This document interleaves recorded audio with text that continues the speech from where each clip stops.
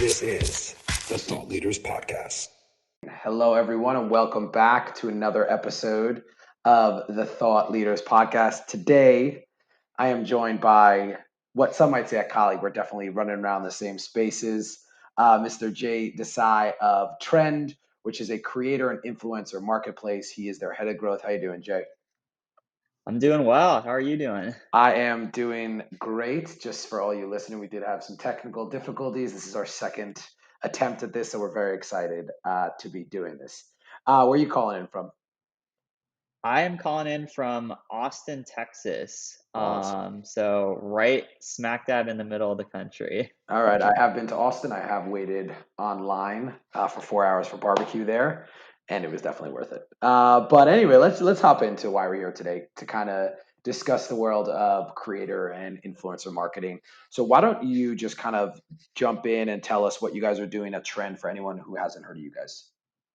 Yeah, for sure. So we're an influencer and creator marketplace is the best way I kind of like to describe what we do. And we essentially help connect brands with influencers and creators. So kind of like your typical influencer marketing platform, but the difference between Trend and the other people is that we actually have our own curated invite only network. So instead of like scraping through, and we're just on Instagram, instead of scraping through Instagram, every influencer or creator that's on the Trend network had actually had to apply. And then our creators will actually apply to brand campaigns versus brands having to reach out. So it's kind of cool. You get like a curated short list of creators who are interested in you, and it kind of saves you time from sorting out all of the junk that's on Instagram. Okay, very cool. So this is really interesting. This is why I was super excited to kind of get to talk to you today because um, you guys are really just crushing it in the Instagram world, while here at Thought Leaders we're doing podcasts, YouTube, and newsletters. So we're not touching kind of anything that you guys are doing. I'm really interested to kind of learn a lot about the Instagram influencer because you hear so much noise about it, good, bad, in the middle. So yeah, do you want to just kind of tell me the story, how you guys got started, and what you think of the industry today? Yeah, so we kind of just got started. I guess Instagram was the primary channel because whenever you think of influencers, I feel like most people probably think of Instagram. TikTok's getting in there now as well. But for the Yeah. most part, Instagram is kind of like the primary channel. So we really just wanted to double down over there. And we're really big on content creation. So, you know, influencer marketing is such a hot buzzword, and people say like, oh, I get these like huge return on my investments from working with influencers and stuff like that.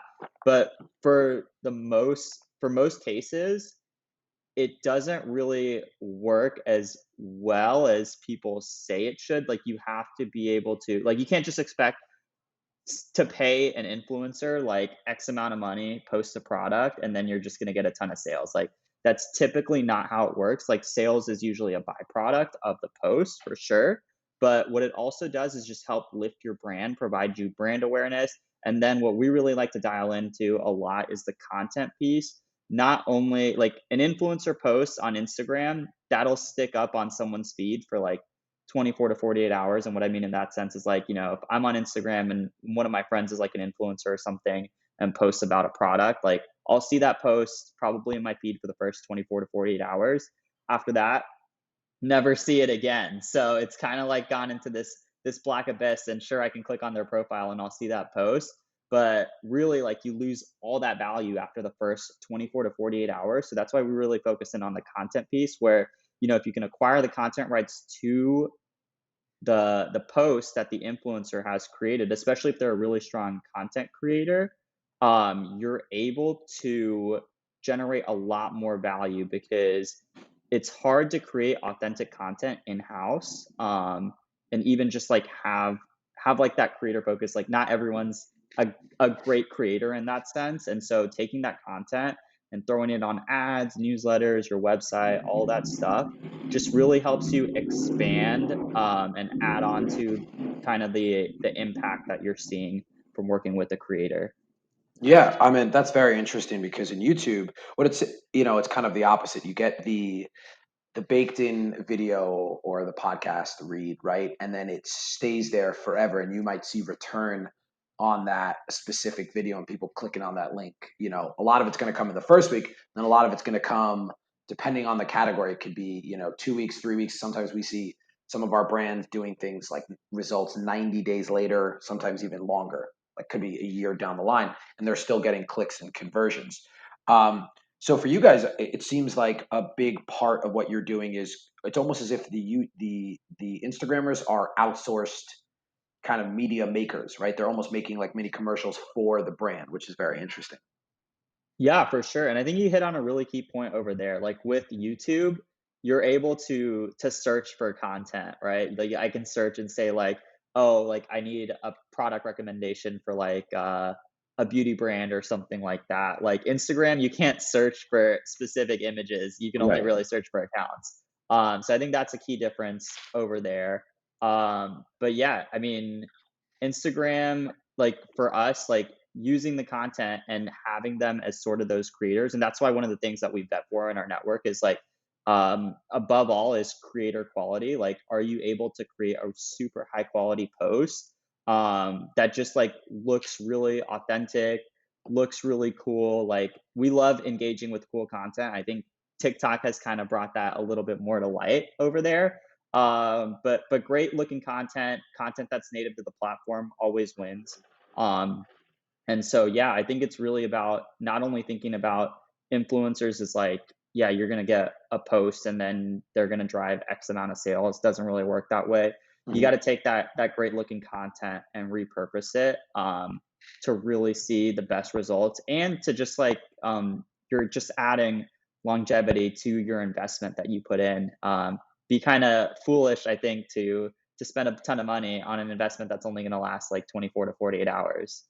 Yeah, that's a really well. It's a very interesting way of looking at it. So when a brand, just so I kind of understand, when a brand is looking to partner with a creator, when it comes to you guys at Trend, is that a given that they will get the usage rights to repurpose the post for however long they want, or on certain platforms? How does that work? Yeah, so all the content rights are baked in. So whenever a creator ends up like, so they have to apply to join our network, and then if they're accepted to the network, when they're creating their account, part of the terms and conditions is that the content rights are assigned to the brand, and they never expire. So some platforms do have content rights, but they like expire after like 6 months, which I think kind of defeats the purpose of the whole thing. Mhm. But yeah, they never expire, and so they get the content rights and the influencer post essentially with us. Okay, and is that industry standard, or that's something unique to you guys? That is definitely not industry standard. I've seen a couple of places that have like talk about content rights, but it's either something, you have to engage the creator for, or you only get like a limited use for the creator rights. So like you might be able to use that content anywhere for like 6 months, which kind of sucks because if it's a really high performing piece of content, and let's say you throw it on ads and you were getting like 2 to 1 like return on ad spend, Mhm. and that piece of content boosted you up to 4 to 1 return on ad spend, and now like like 6 months out you're telling me I can't use that high performing piece of content again. Yeah, that would be very frustrating. So when you guys, so when you're YouTube, excuse me, when you're Instagrammers, am I saying that correctly, by the way? Instagrammers, right? That's or influencers. Is that what you guys like to call them? Yeah. Okay, so when your influencers partner with a brand, um, do the brand? I mean, I know every brand is going to have benchmarks of what was a successful placement, but how do they kind of judge a successful placement with you guys? Or because it seems like the funnel is really long, and you might only find out, a few months down the line if they hit their targets, if they repurposed the spots. Yeah.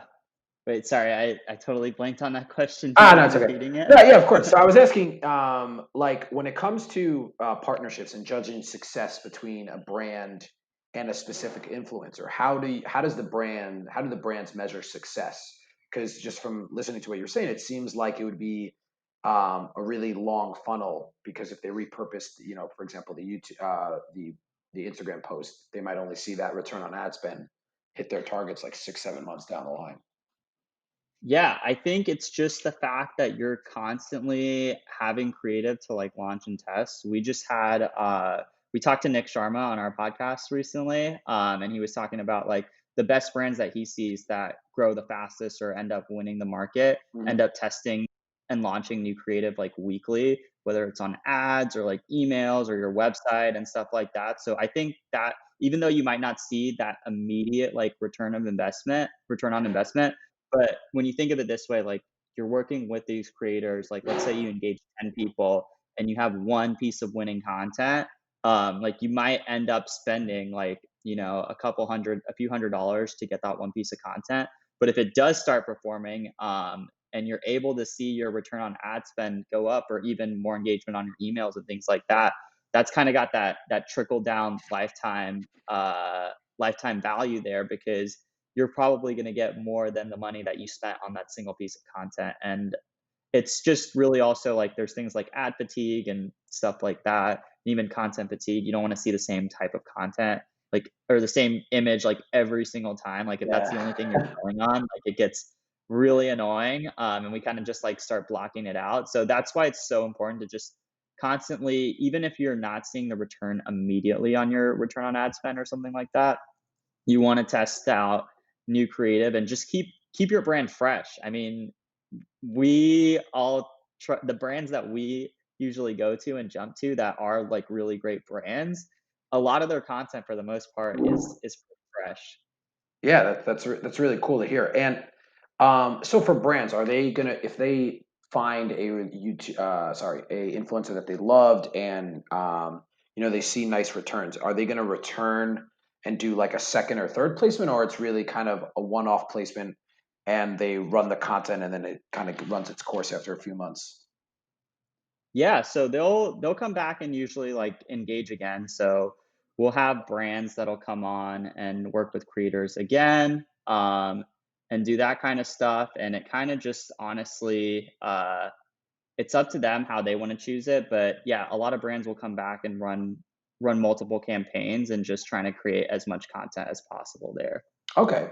I guess so. Now that we're talking about the content, and I just always love hearing about how kind of the asset management works. So, are the influencers are they given strict guidelines from the brands, or is it, hey, we want this to be as native and natural feeling, so here are some general talking points, and kind of do what you want and have fun with it? I think for anything, you have to give strict brand requirements. So, like, because obviously, like, whatever the guidelines that you give is going to drive your end result. So, I think it's really important to make sure that you are giving strict guidelines there, because your brand is going to differ from other people's brands in terms of like that brand identity, what your values are, and all of that stuff. So, you definitely want to provide specific guidelines, and like even me personally as a marketer, like I work with a lot of freelancers. I kind of consider this a little bit more of like kind of freelance work. If you don't provide strict guidelines for those kinds of things, I think you will end up not seeing the best product that will work for your brand. So I think it's really important to make sure that you do provide strict guidelines, and just to get exactly what you want. You should definitely provide like leave enough space for the creator to kind of loosely define some things, but for the most part I think you should definitely stick on the strict guidelines piece, to make sure that they are creating something that matches and meshes with your brand identity. Okay, I mean that makes a lot of sense. In the end of the day, if you're paying for a marketing spot or advertising spot, you want it to be kind of what you need to be said and highlight your product or your brand in the best way. And so when it comes to actually fulfilling the assets, do the influencers then have to send back to the brands or to you guys wherever like a draft or a first edit of a post or a story? And then the brand gets feedback, or how does that work? So we've actually found that the best way to do this is to usually like as long as you have those brand requirements pretty laid out pretty well, we found that our creators, and obviously because for us it's a curated network, so we Mhm. found that our creators do a great job of putting together content. So we actually started having the influencers and creators go ahead and post to the platform before approval, because what usually happens is like creators and influencers, they want to get their content out as quick as possible, and because that's what they do on the everyday to day. And if you have someone that's managing like trend or even some more other sort of influencer marketing or creator marketing thing, then what you're going to see is that sometimes people aren't going to be like, if you're the marketer and maybe you have to do email marketing for your company too, or maybe you have to do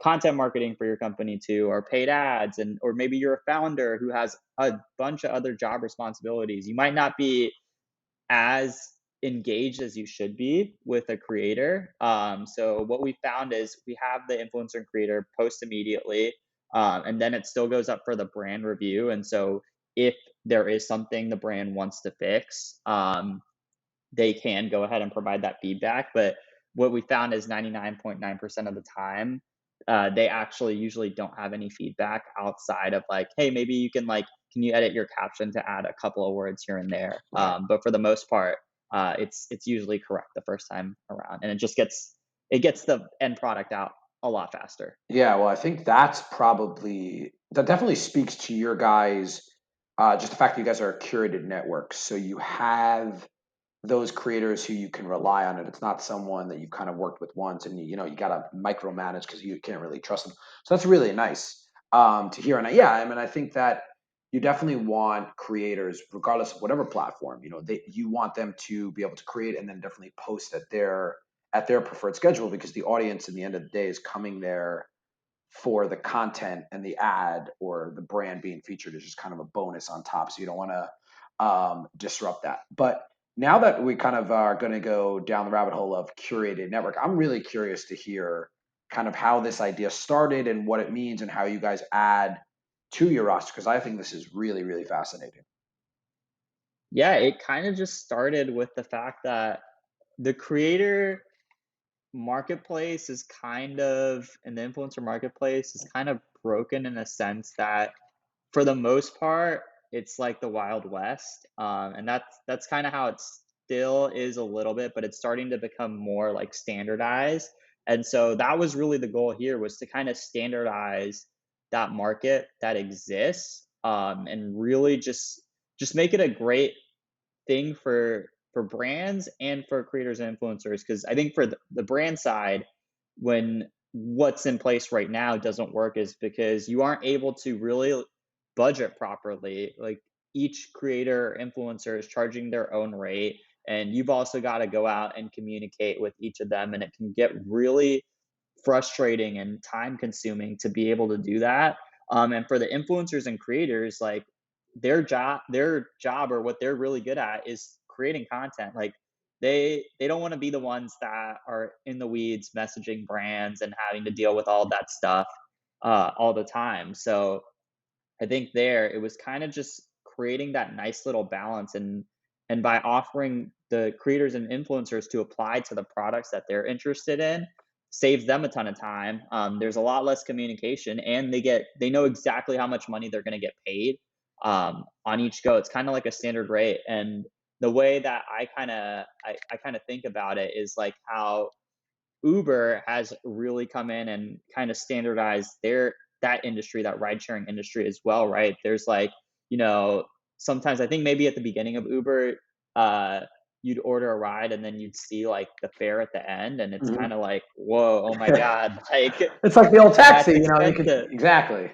Yeah, yeah, it's expensive, and nobody likes surprises in that case. And now when you open your Uber app and you place a ride, you see like, okay, this is exactly how much money I'm going to be paying, and it's just an easier way to end up budgeting. Like, imagine if you spend like a few hours, maybe not a few hours, but significant time. Like, you've got to message this person, and then maybe they don't respond back until 2 days later, and Mhm. then you message them, and then again they don't respond for 2 days later, and then you forget to respond for 2 days, and like now you've wasted all of that time communicating, and then just to find out that their rate is way too high for you. Or maybe it's less, and now you have extra budget and you need to go find someone else. So we just really wanted to standardize the industry there, and just make it really easy to work with, and get creators doing the things that they love, which is creating content, and get brands the content faster, which is obviously ultimately what they want at the end of the day. Yeah. So I'm very curious to know about the standardization part because in the YouTube world, it's very, very different, right? There's almost no standard. I mean, there's some industry guidelines, but everyone's charging a different price based on 1.5 million different things. So how did you guys kind of crack that code to standardize pricing for everyone? So that was really difficult, I think, for us. We did a lot of testing up front and kind of just guessed. I mean, a little bit of guessing, like figuring out, what we could charge brands for, what would be a fair rate for creators. And we've had some changes recently where, we've introduced like different level, like different tiers. So Mhm. the more you're involved in the platform, the more you can get paid out per post. But it was kind of a little bit of experimenting. And at the same time, like, I don't think every single creator or influencer is the perfect fit for trend. There are some people that would like to get paid more out there that will use something other than trend. But I think the key thing over here is, if you want to be able to scale the partnerships you have and still make money, this is the best way to do it because you're able to partner with tons and tons of different brands, add to your resume a lot faster. Whereas, like, sure, you might be able to get paid a little bit more doing it out on your own, but Right. it might be a little bit more difficult to build that portfolio.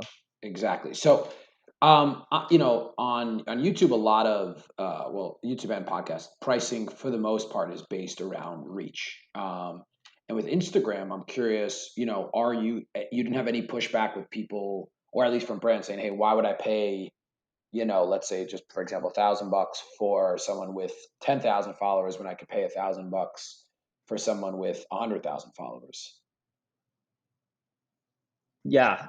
So you mean like how, like, why would someone do that? Yeah, Or yeah. Why would the brand do that, and why would the creators kind of say, "Hey, I'm gonna be okay with me being priced at the same price as someone a fourth of my size," and the brand, why would they why would they ever want to partner with someone on the lower end? If it's a flat rate, they can just partner with people on the higher end of view. Yeah, I think it kind of depends. So, I mean, if you're talking about that YouTube example specifically, like obviously YouTube's a lot different, but for Yeah. Instagram and what we've done over here on this channel is the fact that there's just not really anything to do for the creator to get that much. I mean, there is stuff to do, like obviously they have to create the content, Hmm. but like there isn't very much to do on their end in terms of communicating with the brand. Like for in Trends platform, it's basically, hey, you sent us like you you applied to the brand, right? Hmm. And the brand said, "Yes, you're in."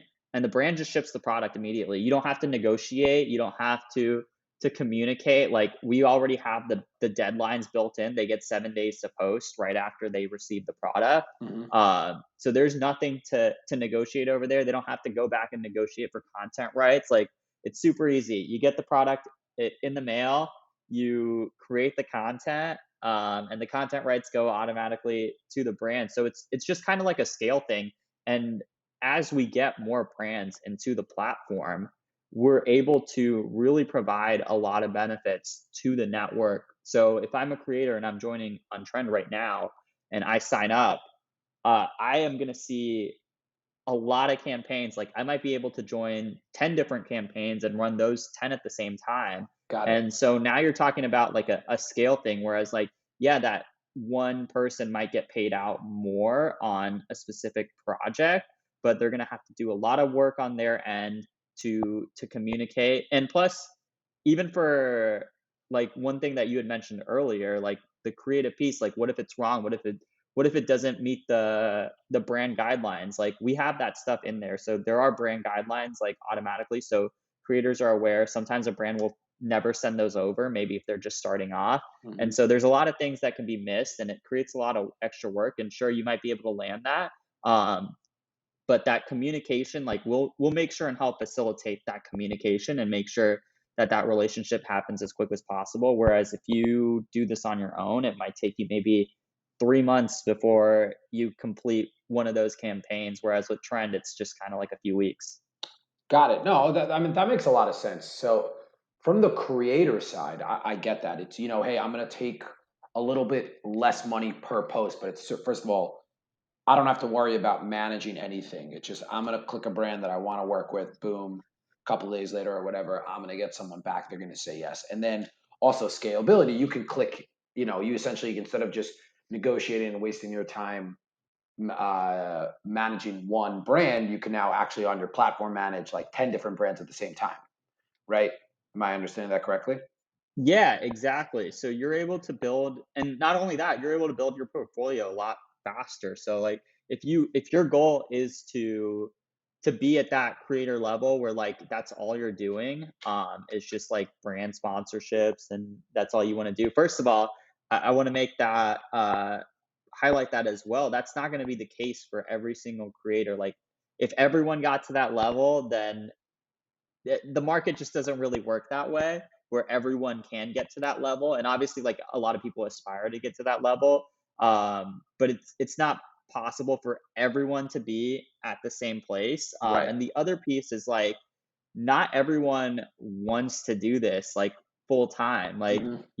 I might be like a parent, or I might have other interests. Like, hey, maybe I want to start my own business or something like that. And this is kind of just like a little bit of a side hustle for me to get extra money. And I don't really have to worry about um, communicating too much, where I just basically get the product, create the content, and I get paid out for it. So it's kind of like really like a side hustle thing. And that's why I said trend might not be the perfect place for everyone, for every single creator. But if you're looking to really partner with a lot of brands really quickly, make extra money on the side, and build your portfolio, great place to great platform to be on.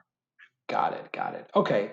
And so I guess my next question would be when it comes to the type of creator, and I'm not necessarily, I mean, maybe you guys have content verticals, but size wise, like what's the type of creator that you guys specialize in would be your like bread and butter, who you really help scale and you kind of just know that you're going to be able to get them some really, really good campaigns? Yeah, it's mostly in, we do a lot with food, beverage, beauty, fashion, wellness, fitness, health brands, travel. So typically those like, I guess the overarching thing would be consumer goods, that we use like on the day to day. That's kind of like the thing that we try and look for, and people that are interested in kind of just being up to date with the popular consumer brands that are out there. That's what we're usually best for, and people that are strong, like strong creative ability as well. Like anyone, like you and I can grab a product from our pantry and take a picture with Right. it and call it a day. And someone might have like 100,000 followers from doing some of that kind of stuff, but that's not what we're looking for. We're looking for someone who's going to do a really good job placing that product, getting the right lighting, getting the right background, all of that stuff that really creates a great experience for the brand as well. Got it. Okay. I mean that's really interesting. And then I guess I would like to know how you guys are going about finding these new creators. Because I said you said it's invite only. So you guys, which is really cool by the way, that you guys get to choose who you're working with, not the other way around. But how do you guys go about that?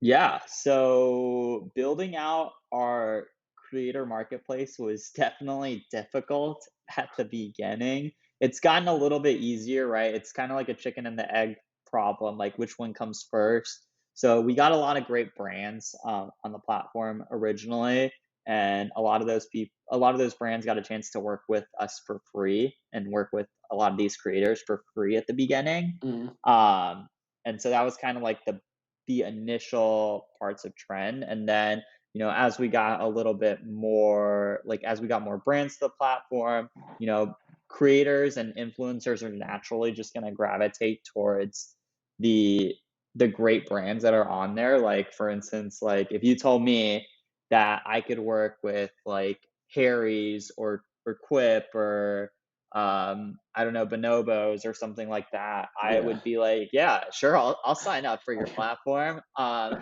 it's kind of just like that's how it was part of like growing it. And we did a lot of outbound outreach as well. So we'd find hashtags that creators were using, like find different groups and really just kind of getting scrappy over there for our first 1,000 creators. And now it's really just been organic growth. So we have tons and tons of creator applications coming in every day because obviously, like, as the longer we stayed in business, the more people have heard about us, the more people know about us, and they kind of just want to be part of that community. Got it. Okay. I mean, yeah. Again, that's awesome, and I love that you guys. I even like that you guys are calling it a curated network because that's what it is, and I think that's really awesome. So then, just kind of before we go, I want to transition to the other side, right? Because for every creator, you do need a brand. So for the brands, how are you guys?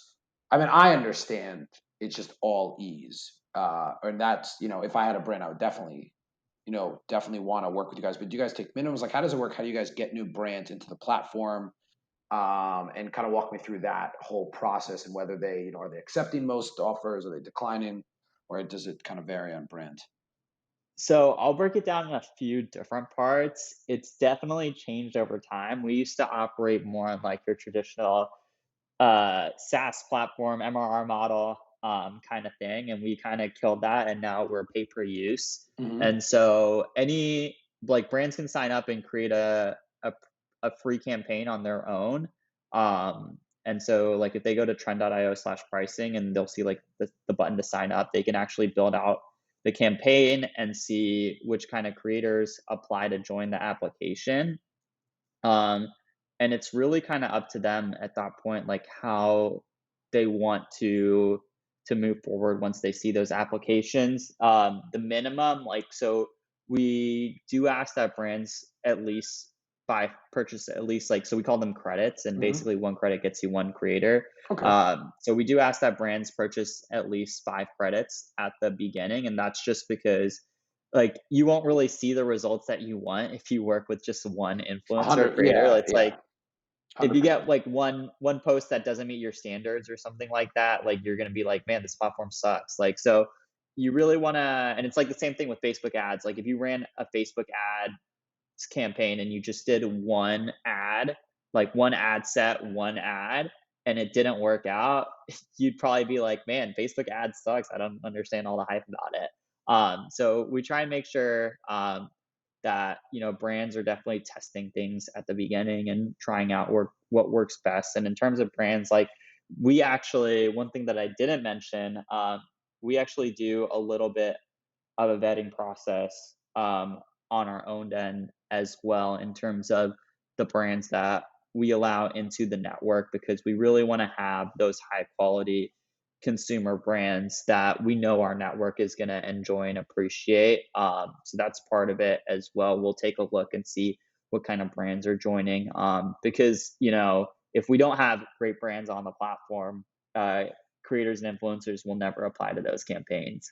Yeah, I was gonna say. Well, that I mean, I think and just before we go, I think that you guys, just from talking to you, and I obviously looked into you guys before, but just from talking to you, it seems that you guys have found a really nice stride, and you offer both the brand and the creator just an easy to use platform, easy to use marketplace, not a lot of back and forth, really simple. And I think as the influencer world is growing and brands are really understanding, hey, I need to stop putting all my money into regular television ads because that's wasting money, and I really need to partner with influencers. I think a brand such as you guys or a marketplace such as you guys has such a great thing to do, and you guys have so much potential to just grow because yeah, that's what I'm looking for as a brand. I want ease, I want hassle free, and then from the creator side, as mentioned, I want to be able to partner with the brands that feel authentic to me. So yeah, I guess before we go, then this is the last thing. What would you, you guys are the expert. If there's an up and coming Instagrammer out there, what would you say? Your like top piece of advice to help kickstart their career. I would say be really content focused. That's what's ultimately going to win. I think people have kind of gotten over the idea that maybe there are some people that still need to get over that idea, but this idea that, if you just get a bunch of followers and you make a post, like you're going to see tons and tons of results and sales, and that really doesn't work. But what you can provide value to a brand is in your content that you produce. So create really high quality content. You don't have to go out and buy like a nice fancy camera at the beginning. Just make sure you're really sticking to a strong approach. Do some research on how to create better content, like how to shoot, how to take pictures better, how to take videos better. All of that kind of stuff is really going to help you, because if you're able to provide a really good end product to a brand, they're just going to be more likely to work with you. And your Instagram feed, or even if you're on other platforms as well, it's kind of like your portfolio and your showcase. So you really want to lead with value there, and show brands, because for brands, especially for consumer brands, like marketing is really big. Like having a strong brand identity, and having that kind of like that cool factor to an extent is pretty big. And so you want to be able to display that you're basically an extension of that brand, and you could be an extension of that brand. So really focus in on your quality of content. Yeah, awesome. Well, thank you so much for joining me today. I mean, this was great. Definitely super eye-opening. And now I think I got a little bit of glimpse of what is kind of the world of influencer marketing and YouTube. So again, thank you so much for joining me. This is